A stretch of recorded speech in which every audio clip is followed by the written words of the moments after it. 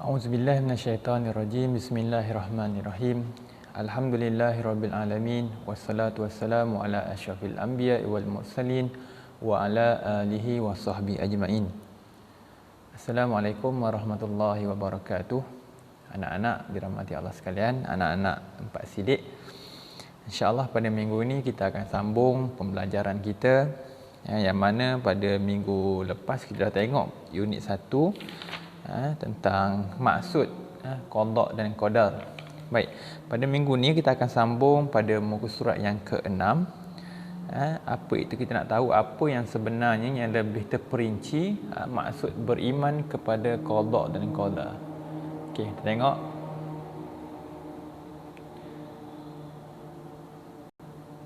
Okey. Beriman kepada qada dan qadar pada muka surat 6 pada muka surat 6. Baik. Kita hendaklah bersungguh-sungguh dalam melakukan setiap perkara atau pekerjaan. Contohnya ketika belajar, bekerja, bermain dan sebagainya. Kita perlu yakin bahawa Allah Subhanahu Wa Taala sentiasa melihat segala perbuatan kita. Bila apa maksud kita beriman kepada qada dan qadar? Maknanya kita kena yakin setiap perkara yang berlaku semuanya ditentukan oleh Allah Subhanahu Wa Taala. Walau bagaimanapun, walaupun telah ditetapkan oleh Allah, tapi kita sebagai hamba Allah yang beriman, orang Islam yang beriman, kena berusaha dan melakukan perkara-perkara kebaikan, perkara-perkara yang perlu kita lakukan di dunia ini, mestilah dilakukan dengan bersungguh-sungguh. Kita belajar, mesti belajar bersungguh-sungguh. Kalau kita bermain ataupun bersukan dengan bersungguh-sungguh. Kita bekerja dengan sungguh-sungguh. Kita tolong mak ayah kita, tolong dengan sungguh-sungguh. Kita baca Quran dengan sungguh-sungguh. Kita solat dengan sungguh-sungguh. Itu adalah salah satu contoh perkara-perkara yang perlu kita lakukan sebagai orang Islam yang beriman kepada qada dan qadar. Okey, tengok pada perenggan kedua. Apabila usaha kita berjaya, kita wajib bersyukur pada Allah Subhanahu Wa Taala. Sekiranya gagal, kita juga wajib bersyukur dan bersabar. Kita hendaklah yakin bahawa itu adalah kehendak Allah Subhanahu Wa Taala. Inilah yang dikatakan qada dan qadar. Disebut kat sini, apabila kita berusaha, ada dua kemungkinan. Sama ada kita berjaya ataupun gagal. Contoh kita ulang kaji pelajaran, kita nak ambil peperiksaan, sama ada kita dapat A atau B atau C atau D, ataupun kita masuk pertandingan apa-apa kan, pertandingan mewarna, sama ada kita dapat hadiah ataupun tidak, pertandingan sukan, sama ada kita menang atau kalah. Itu semua telah ditetapkan oleh Allah, tapi kita wajib berusaha. Bila kita berjaya ataupun kita menang, kita wajib bersyukur, bersyukur kepada kurniaan yang telah Allah kurniakan. Dan kita kalah, dan apabila kita kalah ataupun kita gagal, kita juga wajib bersyukur, dan tambah satu lagi, wajib bersabar, redha dengan ketentuan Allah. Ada hikmah, menang atau kalah, berjaya ataupun tidak, semuanya telah ditetapkan oleh Allah, dan semuanya ada hikmah dan manfaat kepada diri kita, insya-Allah. Okey, seterusnya kita tengok pada muka surat 7.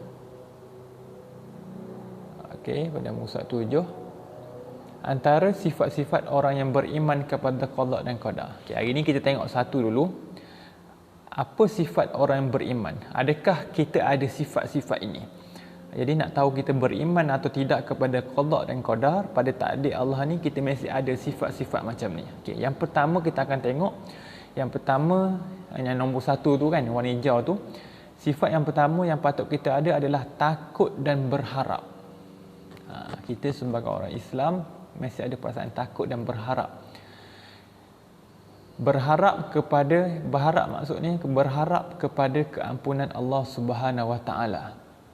Dalam diri kita mesti berharap, sentiasa berharap, sentiasa memohon, sentiasa mendambakan keampunan daripada Allah Subhanahu Wa Taala. Kerana apa? Kerana dengan keampunan daripada Allah Subhanahu Wa Taala inilah yang akan memudahkan kita untuk masuk ke dalam syurga Allah Subhanahu Wa Taala.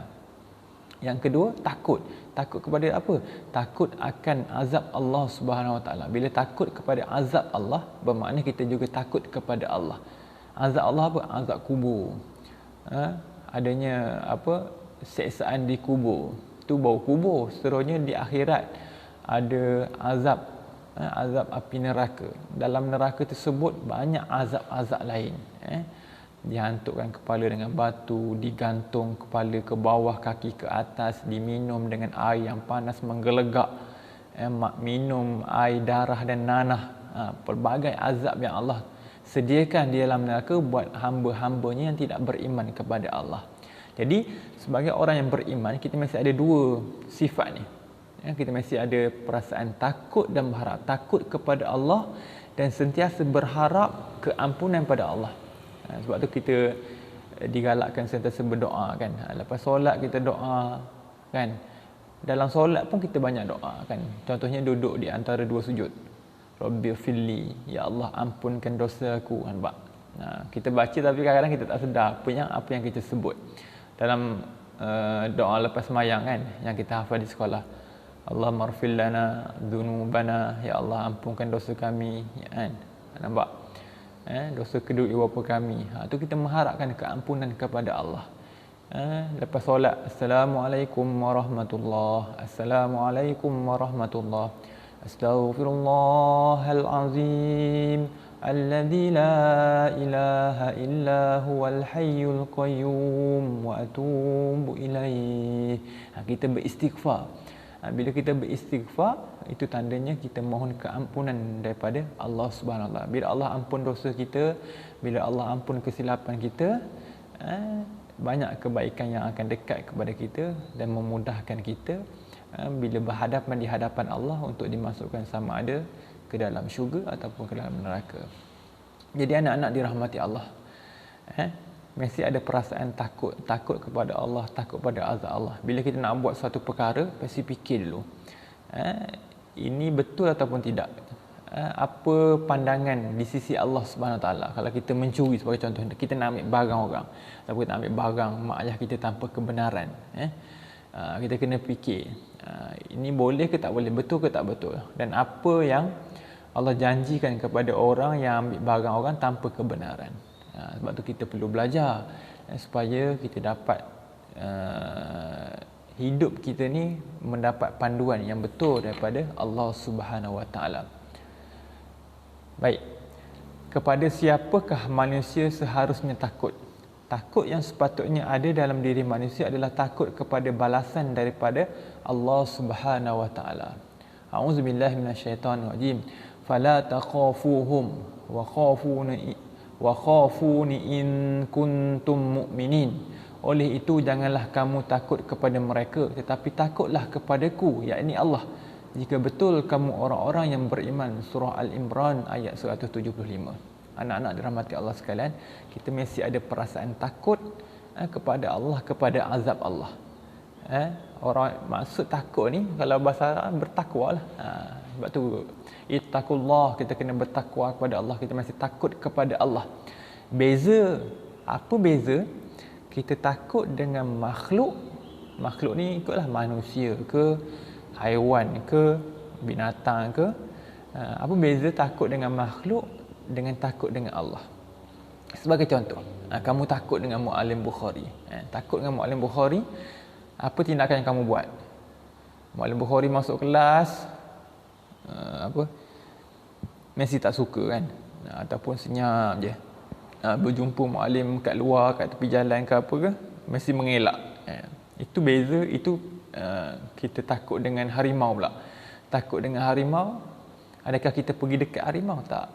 Nampak harimau, lari kan. Takut dengan biawak, nampak biawak lari kan. Takut dengan lipas, takut dengan tikus, adakah kita takut dengan benda tu, kita pegang je? Tak. Itu beza dia. Kita takut dengan makhluk, kita akan jauh daripada dia. Tapi berbeza bila kita takut kepada Allah, kita dengan Allah akan semakin dekat. Bila kita makin takut pada Allah, makin dekat kita pada Allah. Itu beza dia. Kita takut dengan makhluk, kita takut dengan harimau, makin jauh kita lari dengan dia. Tapi bila kita takut pada Allah, makin dekat. Maksudnya apa? Bila kita takut pada Allah, kita akan buat segala perbuatan yang Allah suruh dan kita akan tinggalkan segala perbuatan yang Allah larang. Allah suruh solat, kita akan solat. Bila kita solat, makin dekat kita pada Allah. Kita sujud. Allah kata kan, waktu yang paling hampir kita dengan Allah ialah waktu kita sujud pada Allah. Kan? Allah suruh kita berpuasa di bulan Ramadan. Kita puasa, makin dekat kita pada Allah.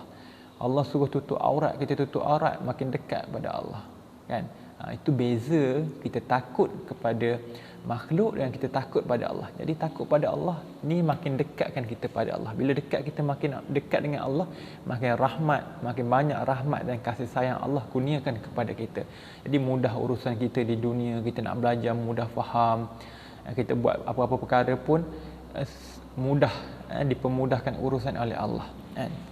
Itu beza dia. Jadi anak-anak dirahmati Allah sekalian, pastikan kita takut kepada Allah lebih daripada kita takut pada makhluk. Dan COVID-19 takut juga, tapi jangan sampai lebih daripada kita takut pada Allah. Takut Allah dulu yang paling utama. Takut kepada binatang, makhluk, harimau. Takut kerana harimau itu dicipta oleh Allah. Takut pada Allah lebih utama daripada takut kepada makhluk-makhluk lain.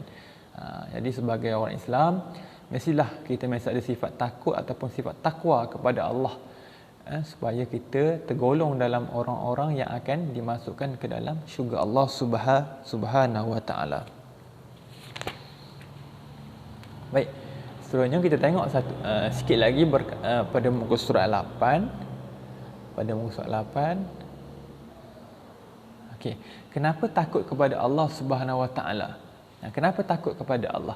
Takut kepada Allah Subhanahu wa taala tidak menyebabkan seseorang muslim itu jauh daripada Allah Subhanahu wa taala. Malah takut kepada Allah Subhanahu wa taala akan menyebabkan seseorang itu mengharapkan keampunan daripada Allah Subhanahu wa taala. Bila kita takut, kita sentiasa minta ampun pada Allah.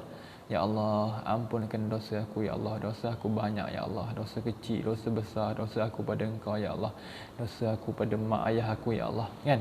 Banyak dosa kita, bila kita takut, kita akan sentiasa minta ampun pada Allah. Okey?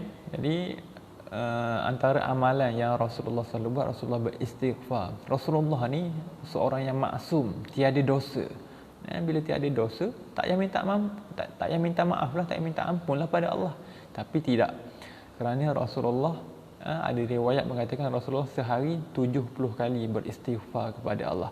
Ada yang mengatakan 100 kali beristighfar kepada Allah. Kita pun sama, kena ikut apa yang telah Rasulullah tunjukkan kepada kita. Banyakkan istighfar, paling kurang sehari 70 kali, ataupun lepas solat jangan tinggal istighfar 3 kali ke 10 kali ke. Kerana apa? Kerana Rasulullah menyebut dalam sehari malaikat maut yang akan mencabut nyawa kita nanti sentiasa datang ziarah kita lebih kurang 70 kali. Tengok kita buat apa, sentiasa bersedia untuk mencabut nyawa kita. Jadi kita banyakkan istighfar. Bila banyak istighfar, Allah akan ampun dosa kita. Dalam Al-Quran pun Allah sebut orang yang banyak istighfar, Allah akan kurniakan dia banyak harta. Jadi nak kaya, kena banyakkan istighfar kepada Allah Subhanahu wa taala. Yang seterusnya, apakah yang diharapkan daripada Allah Subhanahu wa taala? Allah Subhanahu wa taala harapkan apa? Manusia yang takut kepada Allah Subhanahu wa taala mengharapkan keampunannya dan sentiasa berdoa untuk mendapat balasan baik daripada Allah Subhanahu wa taala. Balasan yang paling baik adalah mendapat keredaan Allah di akhirat nanti. Apa yang kita harap bila kita takut pada Allah, kita harap Allah ampun dosa kita.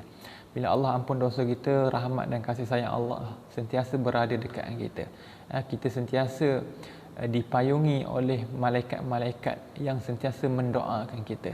Bila Allah ampunkan dosa, bila Allah sentiasa ampunkan dosa kita, Allah makin sayang kita. Bila makin sayang, banyak rezeki, banyak nikmat yang akan Allah kurniakan kepada kita. Allah akan pelihara kita bukan sahaja di dunia, dan yang paling penting di akhirat kelak. Yang akhirat itulah yang paling penting, paling utama yang kita harapkan. Allah rela kepada kita.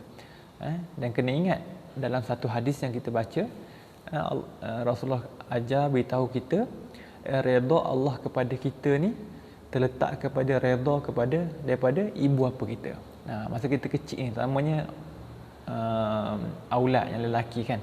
Yang perempuan sama daripada kecil, tapi bila orang perempuan ni yang banat ni bila dia dah besar, bila dia dah kahwin, redha dia pada suami pula. Di waktu kecil ni semua sama aja. Anak lelaki ke anak perempuan ke, aulad ke banat, redha pada mak ayah. Kan?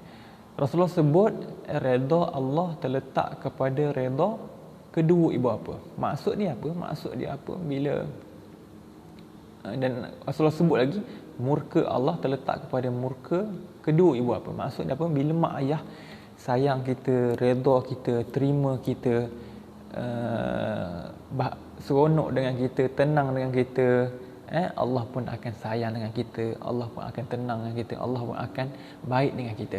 Tapi bila mak ayah kita sentiasa marah kita, benci dengan kita, sentiasa sedih dengan perangai dan akhlak kita, Allah pun sama, Allah pun akan murka kepada kita. Jadi sebab tu anak-anak dirahmati Allah sekalian, jaga hubungan kita dengan mak ayah.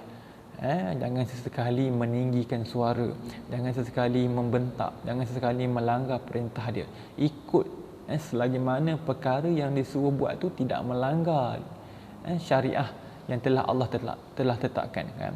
Mak ayah suruh mengaji, suruh solat, suruh baca Quran, buat. Mak minta tolong kemas rumah ayah dan sebagainya, buat. Kecuali mak ayah suruh apa? Suruh pergi rompak bank. Kan? Umar, jom. Bagaimana ayah? Pergi rompak bank. Waktu tu jangan ikut, tak boleh ikut. Tapi mak ayah kata, "Jom Umar, pergi mana?" "Pergi surau." Ikut. Kan beza tu. Jadi perkara-perkara yang baik yang mak ayah kita suruh buat. Jangan tangguh-tangguh kan. Contohnya kita tengok TV, ibu panggil kat luar, "Umar, tolong ibu ya. Tolong buang sampah." "Alah, jap lagi lah." Tak boleh, tak payah. Bila disuruh tu terus buat. Tinggalkan benda lain. Kerana apa? Kerana mak dan ayah ni, redha mak dan ayah ni memberi kesan kepada redha Allah kepada kita. Bila mak ayah sayang kita, Allah pun akan sayang kita. Bila mak ayah marah kita, Allah pun akan marah kepada kita.